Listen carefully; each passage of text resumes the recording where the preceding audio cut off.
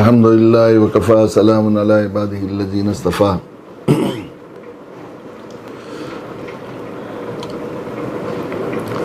غم در غم صدمے حادثے در حادثوں کے پہاڑ اس وقت خصوصاً ملت اسلامیہ انڈیا پر ٹوٹ رہے ہیں۔ ایک کے بعد ایک بڑے بڑے علماء، بڑے بڑے مشاہیر دنیا سے رخصت ہوتے چلے جا رہے ہیں۔ آج ایک اور المناک اور کربناک خبر ملی کہ جموں کشمیر کے بڑے عالم دین، مفسر قرآن، داعی حق اور بڑے مجاہد، بڑے داعی، بڑے باہمیت عالم دین حضرت مولانا مفتی فیض الوحی صاحب بھی ہم سے رخصت ہو کر اپنے رب کی جوار رحمت میں چلے گئے۔ مفتی فیض الوحی صاحب کا نام خصوصاً دینی حلقوں میں کوئی محتاج تعارف نہیں ہے یقیناً۔ وہ انتہائی فعال و متحرک عالم دین تھے اور ان کی پوری زندگی ایک بڑی مثالی زندگی تھی۔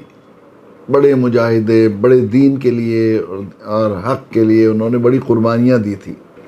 ایک زمانے میں بعض غلط فہمیوں کی بنیاد پر انہیں جو ہے وہ جیل کی بھی ایک لمبی مدت تک صعوبت برداشت کرنی پڑی، اور اس دوران ان کے ساتھ بہت ہی کربناک زیادتیاں بھی ہوئی، بہت ہی ان کو برداشت کیا انہوں نے، اور ذرا بھی انہوں نے جو ہے وہ کسی قسم کی خوشامدانہ وہ جو ہے مسلسل وہ افضل الجہاد اعلاء کلمۃ الحق عند سلطان جائر کا حق ادا کیا انہوں نے یقین۔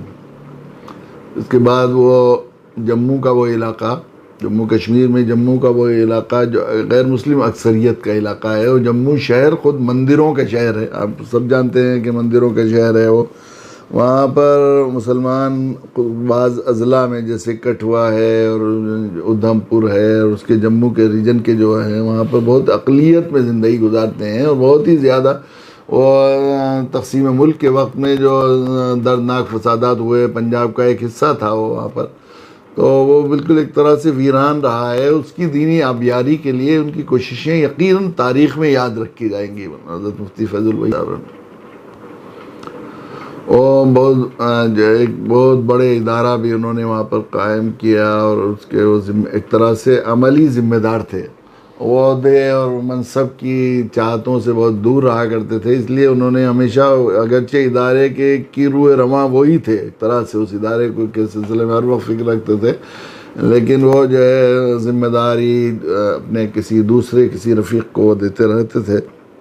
اس کے علاوہ گرد و نواح میں بہت سے چھوٹے چھوٹے ادارے قائم کر کے ان کی سرپرستی کرنا، ان کے لیے ضروریات مہیا کرنا، کیسی زمینی سطح پر وہ جو ہے وہ اس علاقے کی دینی اور دعوتی آبیاری کے لیے کوششیں کرتے تھے۔ قرآن مجید سے ان کو بہت عاشقانہ والہانہ تعلق تھا، اور فہم قرآن کے سلسلے میں اللہ تعالیٰ نے ان کو بہت ہی خاص الخاص اپنے فضل سے نوازا تھا۔ درس قرآن ان کے بہت ہی مقبول ہوا کرتے تھے۔ رمضان مبارک میں خصوصاً وہ روزانہ جو ہے جو قرآن مجید سناتے تھے، قرآن بہت اچھا یاد بھی تھا ان کو، قرآن جو پڑھتے تھے اس کا خلاصہ سناتے تھے، مختصر تفسیر ہوا کرتی تھی ان کی۔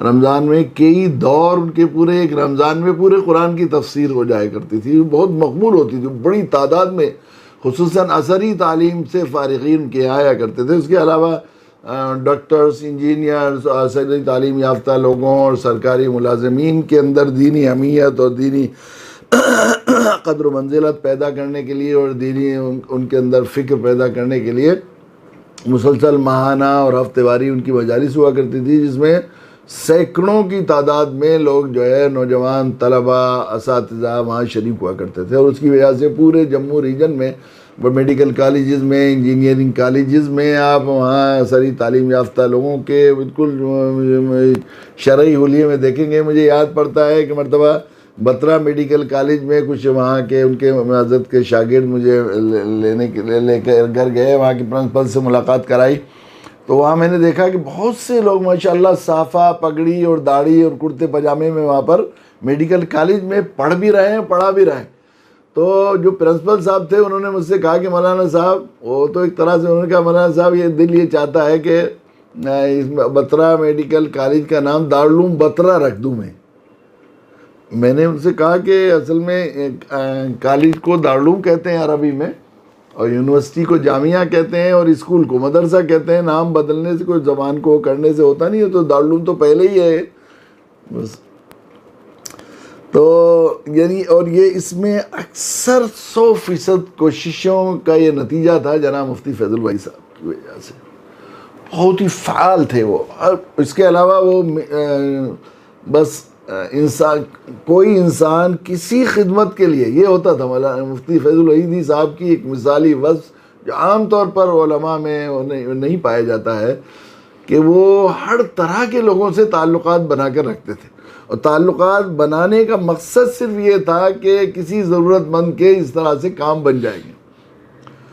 تو میں بڑے سے بڑے بعض بلڈرز کے بعض کام رکے ہوئے، ہمارے بعض ایسے ایک دوست لوگ بھی ہیں جو وہاں پر کام کرتے تھے، ان کے بعض مسائل ہوتے تھے تو وہ ذرا سے فون سے ان کے بڑے بڑے مسئلے اٹکے ہوئے ہو جاتے تھے. اور چھوٹے سے چھوٹا آدمی بھی کوئی ان کے لیے کوئی کام کے لیے کہتا تھا کسی کام کے لیے، تو وہ یا تو فون سے نہیں، کبھی انہیں خود سب کچھ کام چھوڑ کر جانے کی ضرورت پیش آتی تھی، تو وہ اس کے سلسلے میں بالکل بھی بخل سے کام نہیں لیتے تھے. قرآن مجید کا گوجری زبان میں انہوں نے ترجمہ بھی کیا تھا، جو بہت ہی ظاہر ہے کہ وہ ایک بہت ہی پیارا ترجمہ ہے. یقیناً وہ آدمی چونکہ تھوڑا بہت اس کو وہاں کرتے ہیں تو ہلکا پھلکا میں ہندی زبان سمجھنے کی وجہ سے اس کا تھوڑا سمجھ میں آتا ہے. وہ بہت ہی پیاری سی زبان، بہت دلکش زبان میں انہوں نے گوجری زبان میں قرآن مجید کا ترجمہ بھی کیا تھا. اور وہ تفسیر قرآن کے حلقے ان کے بہت ہی زیادہ مشہور تھے. ان کا درس بھی مدرسے میں بڑا مقبول ہوتا تھا. بہت جو لوگ ان سے وابستہ تھے، مفتی صاحب کا یہ تھا، خدمت کا یہ جذبہ متعدی تھا ان کا. ان سے وابستہ وہ ایک ماشاءاللہ شیخ بھی تھے، ذکر کا حلقہ بھی ہوتا تھا، اور ڈاکٹرز انجینئرز ان کے یہاں اس کے ذکر کی مجلس میں شریک ہوتے تھے. ہم نے دیکھا یہاں ایمس میں اور دلی کے ہاسپٹلس میں اور بعض دوسرے انجینئرنگ کالج میں ان سے تعلق رکھنے والے اساتذہ یا طلباء یا ڈاکٹرز جو موجود ہوتے تھے، وہ بالکل 100% اپنی انسانیت کی خدمت کے جذبے کے سلسلے میں مفتی صاحب کا پڑھتو ہوا کرتے تھے. یعنی ابھی یہ جو کووڈ کی دوسری لہر چلی تو کئی 3-4 ڈاکٹرز ایسے تھے، ایک ایمس میں تھے، ایک جامعہ ہمدرد میں تھے، اور ایک یہ تھے. تو مجھے ایسی ضرورت پیش آئی، کئی ایسے عزیزوں اور اہل تعلق کو جن کی طبیعت بہت زیادہ خراب تھی، ان کو بیڈ وغیرہ نہیں مل رہے تھے، آکسیجن نہیں مل رہے تھے. تو کسی نے بتایا کہ فلاں ڈاکٹر صاحب کو فون کر لیجئے، وہ گھروں میں رہ کر لوگوں کو سلنڈر بھی مہیا کر رہے ہیں اور گھر جا کر ان کی علاج کی فکر کر رہے ہیں. تو میں نے فون کیا انہیں، تو شاید کئی ایسے ڈاکٹر تھے جو جانتے تھے، مجھے بھی جانتے ہوں گے کسی طرح غائبانہ طور پر. تو انہوں نے خوشی سے نہ صرف ایک فی سبیل اللہ ان لوگوں کا مریضوں کا علاج کیا، بلکہ مریضوں کے گھر والوں سے زیادہ فکر مند ہو کر ان کے لیے طبی سہولتیں فراہم کی. بعد میں معلوم ہوا کہ ان کے اندر یہ جذبہ اس وجہ سے پیدا ہوا ہے کہ ان کے وہ حضرت مفتی فیض الوحیدی سے بیعت کا تعلق رکھتے ہیں. حضرت مفتی فیض الوحیدی درس قرآن میں شریک ہوتے ہیں. یہ بات یقین بڑی سیکھنے کی ہے، اس لیے کہ اللہ کے نبی صلی اللہ علیہ وسلم سے ایک صحابی نے پوچھا، ہے نبی اللہ، میں اللہ کے سب سے محبوب بندہ بننا چاہتا ہوں. تو اللہ کے رسول صلی اللہ علیہ وسلم نے ارشاد فرمایا، احب الناس ما ينفع الناس كن انفع لهم. اللہ کے نزدیک سب سے زیادہ محبوب وہ ہے جو انسانوں کو زیادہ نفع پہنچائے. اگر تم محبوب ترین بننا چاہتے ہو تو سب سے زیادہ انفع بن جاؤ. غیر مسلموں میں دعوت دین کے ایک یہ بھی بات تھا کہ وہ 100% ان کی زندگی اللہ اس کے رسول کے دین کے لیے وقف تھی.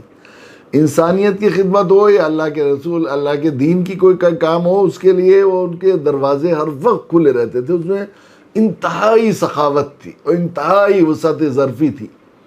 کسی تحریک سے تعلق ہے، کس جماعت سے تعلق ہے، کس مسلک سے تعلق ہے، اس سے انہیں کچھ لینا دینا نہیں تھا. ہر کوئی بس اللہ اس کے رسول کا نام ہو تو بس اس کے لیے وہ ہر وقت کھڑے رہتے تھے. اس صورت حال تھی. تو غیر مسلموں میں دعوت کے سلسلے میں انہیں کچھ شاید اندر سے اس کی ضرورت تھی. تو وہ ایک دیوبند تشریف لایا کرتے تھے. ایک مرتبہ پھلت تشریف لائے، مجھے رابطہ کیا حضرت مولانا اسلم صاحب کے واسطے سے، اور پھر اس کے بعد وہ انہوں نے کافی دیر تک کس طرح دعوت کا کام کرتے ہیں، ہم کیسے کریں، ہمیں بڑا شوق ہے اور یہ ہے وہ کرنا شروع کیا. پھر اللہ تعالیٰ نے ان کے دروازے کھول دیے. اللہ کی شکر ہے بڑے وہاں کے جو ہے بہت سی جگہ کے برہمنوں کے نوجوان اور بہت ہی لوگ ایک بڑی تعداد نے ان کے ہاتھوں پر ماشاءاللہ اسلام قبول کیا. حضرت مفتی فیض الوہی صاحب رحمۃ اللہ علیہ کے وہ بیچارے اس کے بعد سے بہت شفقت و عنایت کا تعلق رکھتے تھے. بہت بڑے عالم تھے. مجھ جیسے گھسیارے کے لیے وہ بالکل ایک دم پلکے بچھائے رکھتے تھے اور بہت زیادہ محبت. بلکہ وہ ان کو خوشگمانی تھی. وہ یہ فرمایا کرتے تھے کہ آپ سے ملاقات سے پہلے اور آپ سے رابطے سے پہلے ہم لوگ بہت کوشش کرتے تھے لیکن کسی نے جو ہے وہ اسلام ہمارے یہاں کوئی کوشش کے باوجود مشرف اسلام نہیں ہوا. لیکن جب سے آپ سے تعلق ہوا ہے الحمدللہ روز ایک دو لوگ آتے ہی رہتے ہیں. اور الحمدللہ ایک بڑی تعداد جو ہے مہاجرین کی اور نو مسلموں کی ان کے حلقہ ارادت سے بھی وابستہ تھی. اور وہ ایسے تھے کہ وہ جب اسلام قبول کرتے تھے تو پھر ان کو دعوت سے لگاتے تھے. اور الحمدللہ بہت مثالی دائی، بلکہ مثالی دائی کیا، بعض ایسے بڑے علماء اور مشائخ جن کے لیے ہم نے کوشش کی کہ وہ دعوت کے لیے کم سے کم تائید کرنے لگیں اور ان کی طبیعت منشرح نہیں ہوئی ہے، ان کے ذہن میں خوف اور ڈر کہ کہیں اس کی وجہ سے کچھ ہمارے اداروں پر وہ نہ ہو جائے. کئی ایسے بڑے علماء جموں کے اس علاقے میں انہوں نے سفر کیا تو حضرت مفتی فیض الوہی صاحب نے اپنے مہاجر نوجوانوں میں سے کسی کو ان کے ساتھ کر دیا خدمت کے لیے. اس کے لیے تو 2-4 گھنٹہ رہ کر انہوں نے ایسا ذہن بنایا کہ انہوں نے اپنے اداروں میں جا کے دعوتی مراکز قائم کر دیے. مفتی صاحب ادھر رمضان مبارک میں اعتکاف میں تھے اور اعتکافی میں ان کی طبیعت قلیل ہوئی اور اس میں جو ہے وہ پھر ڈاکٹروں کے مشورے سے وہ اعتکاف سے واپس آئے اور اس کے بعد ان کو ہاسپٹل میں ایڈمٹ کیا گیا. اسپتال میں شروع میں ان کی طبیعت بہت خراب ہو گئی تھی لیکن بعد میں طبیعت سنبھل گئی تھی. اور اکثر ڈاکٹرز روزانہ جو ہے وہ اس طرح کی خبریں دے رہے تھے کہ الحمدللہ ٹھیک ہیں. پھر اچانک ان کی ایک دن طبیعت خراب ہوئی اور پھر یہ ہوا کہ ان کی سانس میں بہت دقت ہو رہی ہے اور سانسیں بہت زیادہ لمبی سانسیں لے رہے ہیں اور آکسیجن سیچوریشن کم ہو گیا ہے تو شاید انہیں وینٹیلیٹر پر لے جانا پڑے. چنانچہ وینٹیلیٹر پر لے گئے. وینٹیلیٹر پر لے جانے کے بعد بھی پھر 1-2 دن کے بعد طبیعت سنبھلنے لگی اور روز یہ ڈاکٹر خبر دے رہے تھے کہ انشاءاللہ 1-2 دن میں وینٹیلیٹر ہٹا دیا جائے گا اور اللہ نے چاہا تو خیریت کے ساتھ وہ واپس آئیں گے. اور اسی امید پر ہم لوگ روزانہ فون کرتے تھے.